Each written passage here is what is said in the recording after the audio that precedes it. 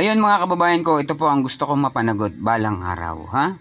Pag po naupong presidente ng Pilipinas, itong si Vice President Sara Duterte, itong si Martin Romualdez na nagpipinan sa Communist Party of the Philippines, alam naman niya na meron po tayong Executive Order number 70 at sino man ang mapapatunayan, nakalagay doon ha, sino man ang mapapatunayan nakikipagkantsabahan sa Communist Party of the Philippines as a terrorist group dito po sa ating bansa na New People's Army ay mayroon pong kaukulang kaso. Dapat alam niya yan.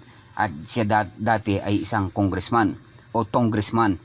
Pero ito ang ginagawa niya ha. Ginawa niya pong panlaban ang Communist Party of the Philippines sa kapagkuntsabahan po yung mga yan. Dito kay Martin Romualdez, ayan, kitang-kita nyo naman kung sino-sino na andyan, si Sara Ilago, yan, si Lisa Masa, at iba pang makabayan black. Na andyan si Rafael Mariano, si Terry Redon,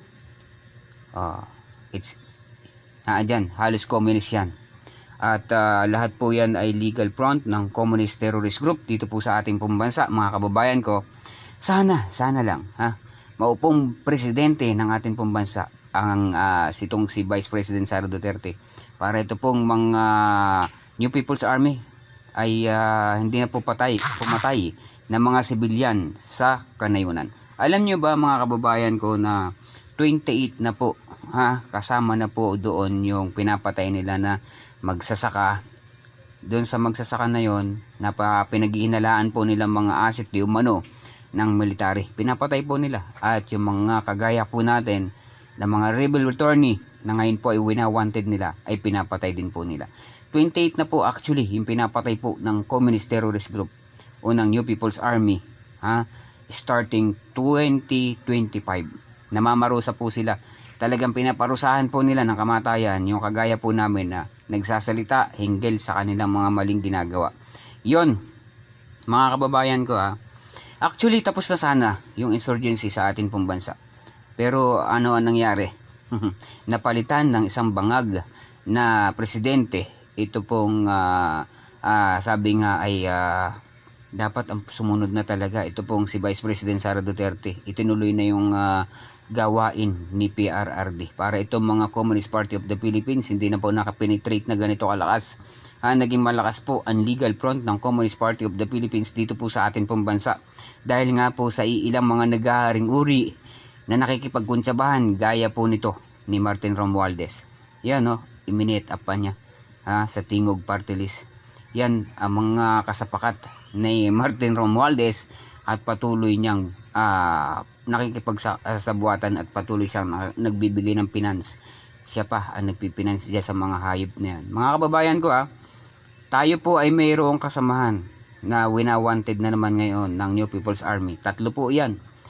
3 pong mga nagbalik loob sa ating pong pamahalaan. Bakit nga ba ginagawa ng Communist Terrorist Group na takutin ang atin pong mga sibilyan, takutin yung ibang mga rebel returnee na nagbalik loob sa ating pong pamahalaan? Bakit? Ang lagi nilang panakot ay papatayin, ha? Yung kagaya po namin. Ako po, noong una, ako ay dudukutin daw. At kahit ano daw dami ng sundalo ang aking kasama, ipapatayin daw po ako. Yun mga kababayan ko, awa po ng Panginoon Diyos. Yung pong nagbanta sa akin noon, nauna pang mamatay. Namatay po last year. O yun, mga kababayan ko tayo po ay sana lang manalong presidente itong si Vice President Sara Duterte para hindi na makapenetrate matapos ng insurgency sa atin pong lipunan.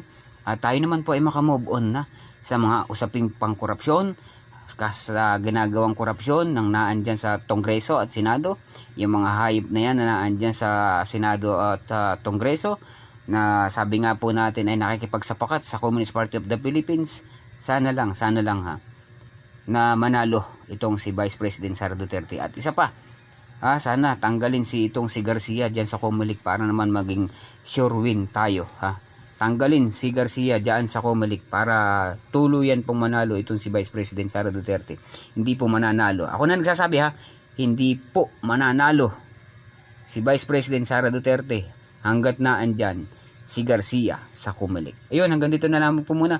Alvin Almonte Torrero, dating isang rebelde na nagbalik loob sa ating pamahalaan, ang sa inyo po. ay nagsasabing ingat kayo palagi mga kababayan. Mahal ko po kayong lahat.